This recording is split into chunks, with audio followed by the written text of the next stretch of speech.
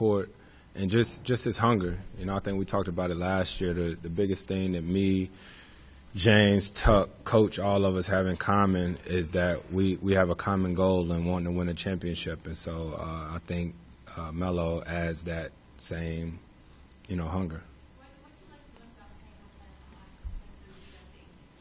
That he didn't miss. You know what I mean? Like when you play those USA teams, Melo was always so aggressive, the way that we played and things like that. But, yeah, you're going to love that if you're playing with somebody that doesn't miss.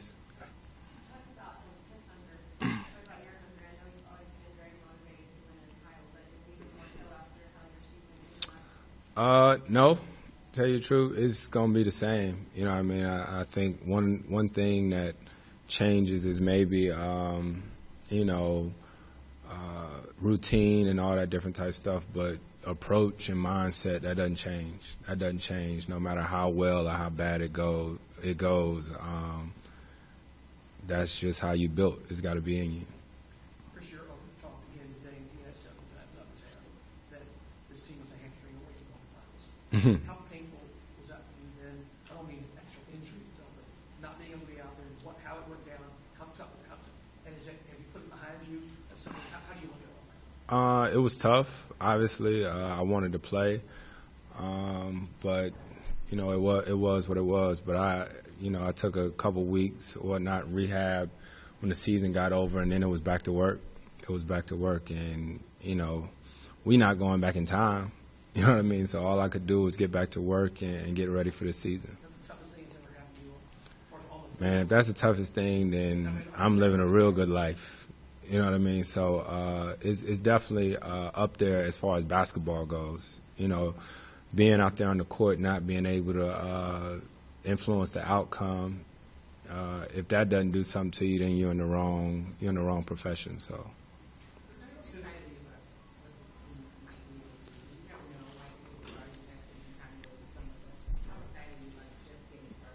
I'm always excited. Year 14, for me, that's a blessing in itself. I talked to my parents this morning. They called me, excited. Every year, it's always a different challenge.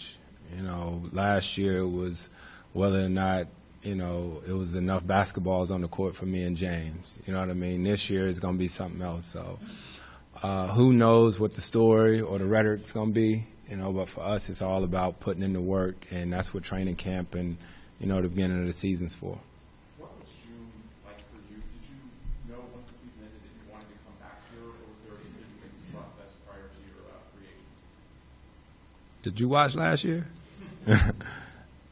No, it wasn't much. Seriously, I've said it before.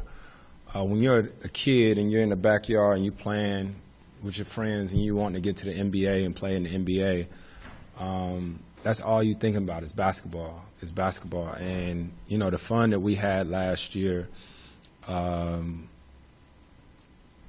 it wasn't too much to think about. Just thinking about the team camaraderie that we had and the way that we play here, it's fun. It's fun, and I tell that to anybody, any and every day. There's some thoughts about the way you embrace this organization and this city, and the way the city and the organization have embraced you. Yeah, it's been amazing. Coming here in the trade, the city has been unbelievable. Obviously, dealing with the hurricane last year, that was tough and unfortunate. But the way the city embraced not only me but my family and vice versa, it's been amazing. And to see how the fans got behind the Astros last year, and to see the way they got behind us in the playoffs. They deserve a championship here, and that's what we're going to try to do. Someone was saying that anything less than getting back to Western Conference Finals, from your perspective, would be a disappointment. You guys have that perspective too. I mean, you've raised the bar so high with D'Antoni, 65 wins, that you have to be back there again. Yeah, I don't know. I don't operate like that. You're trying to get me to say something real crazy right now, right? You really are, but I won't give that to you. Anybody in the sporting world who plays just to play, I've never been built like that. So. Chris, why does Mike D'Antoni work so well with this group of players? I think it's communication. I think that's one of the biggest things that I've learned in leadership is communication. That was probably, I was doing an interview earlier, that's probably one of the last things I had to really grasp is being able to have those tough conversations, good, bad, or indifferent. You got to be able to talk about it. So me and James, whether it's a situation in the game, we'll talk about it. It's not always pretty, but we talk about it. Arguments happen, but then we get past it, and that's what gives us the ability to go to the next level. So, I think Coach does a great job of communicating and trying to keep us as involved as possible with things that's going on with the team.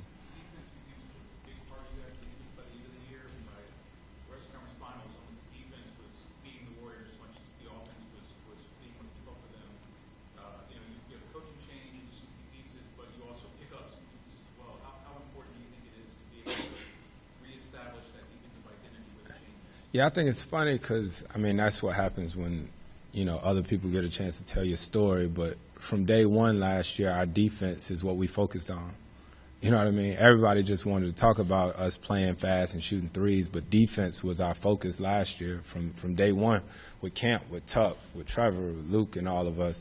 And that's why our team was as good as we were last year. Obviously, losing the pieces that we lost, we added a bunch of really good guys. I think James Ennis, Michael Carter-Williams, all these different guys I think will come in and fit in because the way that we operate with our team, with what we built, it was all about culture. And if you think you're going to come in our team and not play defense, Tuck got another thing coming for you. You know what I mean? So as we talked about last year, it was all about building the culture, and I think, we've done that, and we're going to see.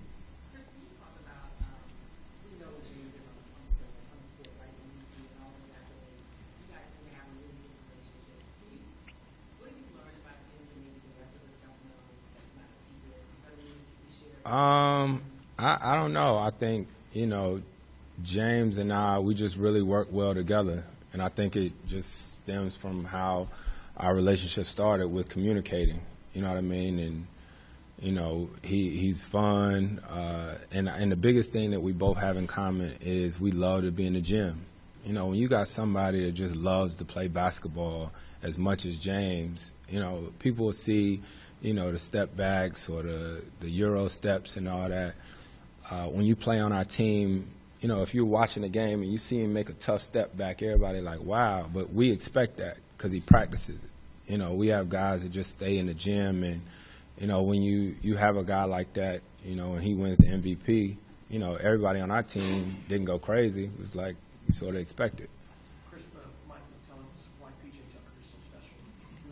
From your point of view, why is P.J. so special? Tuck, ain't going to be none of that. Just, I ain't going to be up here just going all crazy on Tuck.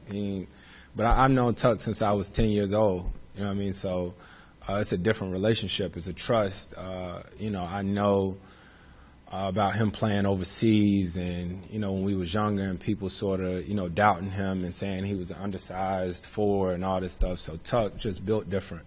It might be him being from North Carolina too. But he just he's a special guy that you got to have on your team, that you just got to have on your team. And I'm sure other guys hate to play against him, but he's just relentless. Chris, going on your team, can you talk about the chemistry you Yeah, CC, man, that's another huge piece of our team. I don't know what the record was or whatnot when CC played and when he didn't play, but his ability to be at the rim and be defensively our backbone was huge. And I'm so happy he got his contract this summer. It was well-deserved. But we communicate with Clint, too, also, in that, for him being, as good as he is, he has to take the next step, too, with all of us. And I think if we all come back, even 1% better than we were last year, we really got a chance.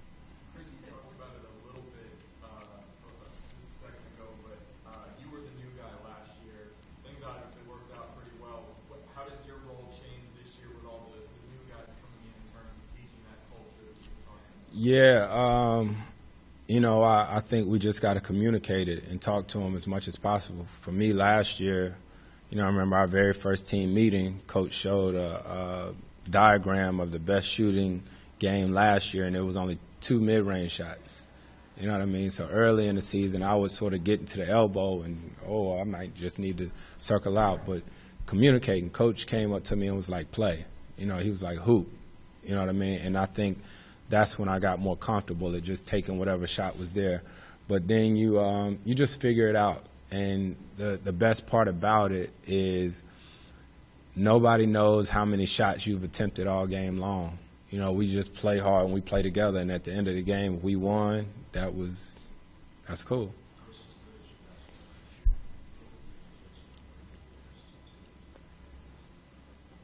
I don't know. We're going to see.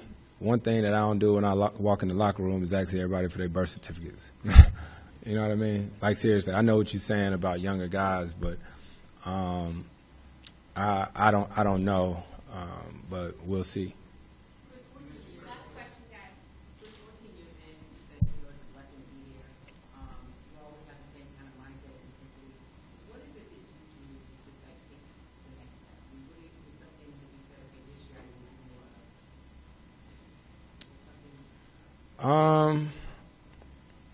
I don't know. I think the biggest thing for me, obviously, I want to stay healthy. But I don't know. For me, I'm just competitive. You know what I mean? I push myself. You know, I compete with myself day in and day out, whatever that may be. You know what I mean? So until I go 100% from the free throw line or make all my mid-range shots or threes and all that stuff, I think I'm always trying to find ways to improve and get better just because, you know, I know that there's, you know, guys coming into the league year in and year out. I always think about when I came in as a rookie how I couldn't wait to play against Jay Kidd or Gary Payton or Chauncey Billups. You know what I mean? So, you know, I know it's rookies this year who want all that action. So for me, it's all about being ready to compete. All right. Thank you.